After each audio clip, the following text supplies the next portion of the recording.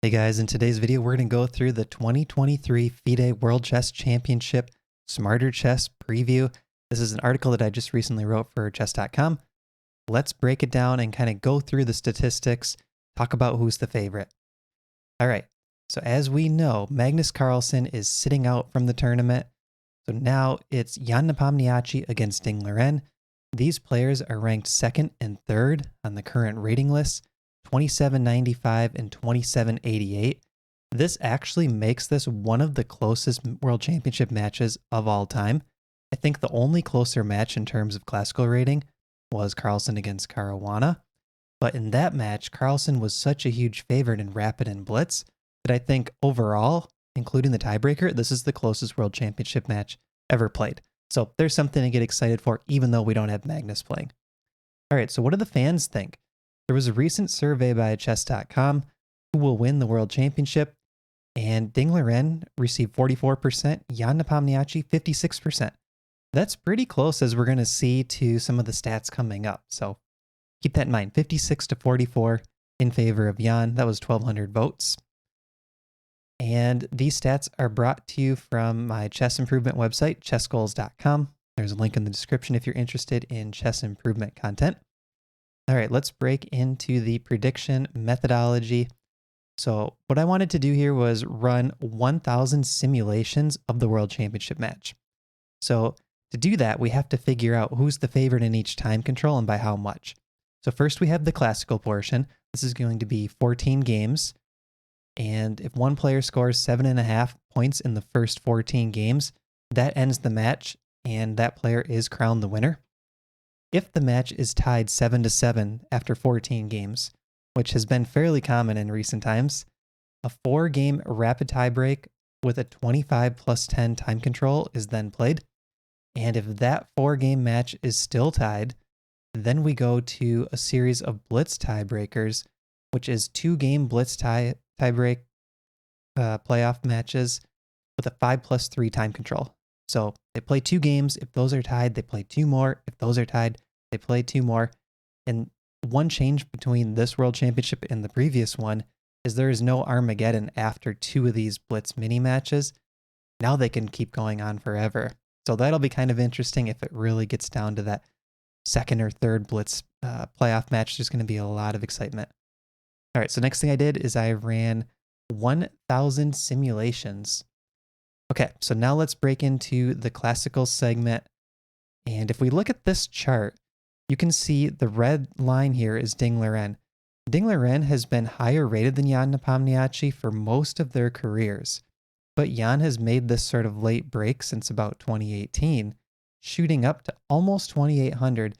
And Ian is currently at his highest rating of his career.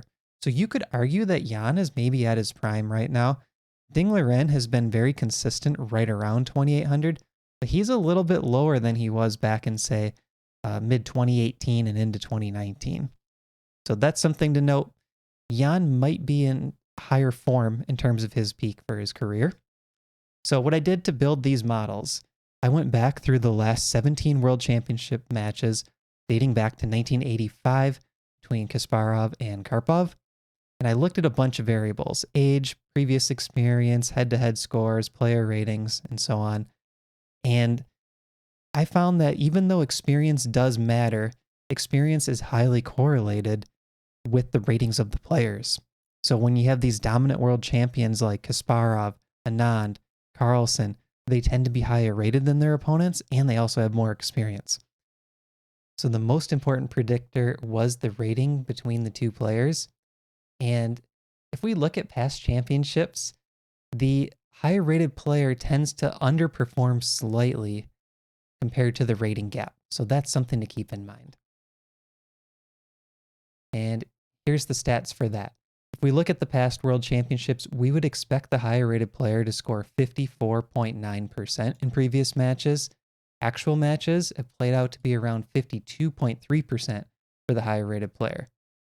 So based on the FIDE ratings, I estimate Ian Nepomniachtchi to score 51% per game. That's very close to 50-50, but it is a slight edge for Ian, and over the course of 14 games, that can add up a little bit. So then the next thing we need to do is figure out, well, what's the draw rate? So we have the estimated score, but what's the draw rate? The best predictor of the draw rate is the average of the two players' ratings. The higher the average rating, the more likely they are to draw. I think that's because they make less blunders on average, less mistakes. So for this match, I'm predicting 70% of the time they will have a draw on average. And this is based on that same data going back to 1985. And then moving on to the rapid and blitz tiebreaks, I found that in these simulations, 1,000 simulations, the odds of the match ending in the classical segment are around 79%. So it's around 21% chance that we will see the tiebreaks. And then I have Ding Liren as a slight favorite in rapid, and Ian Nepomniachtchi is a slight favorite in blitz. So the reason for this is in rapid, Ian Nepomniachtchi has fallen off the rating list a little bit, and Ding Liren is very high on the rapid rating list. So I think we got to give Ding Liren a slight favorite in rapid. But then when it comes to blitz, Ding Liren actually has a provisional blitz rating. Ian is very active in blitz, and we know he's strong in blitz. He's also a very formidable online blitz player as well. So I'm thinking slight favorite for Ding Liren in the rapid, slight favorite for Ian Nepomniachtchi in the blitz. And for the draw rates of these two segments, I'm using 50% for rapid and 25% for blitz. And that's kind of based on past blitz and rapid tournaments and matches with players of similar ratings. All right, here we go with 1,000 simulations. Ian Nepomniachtchi won 43.1% of the time in the classical segment.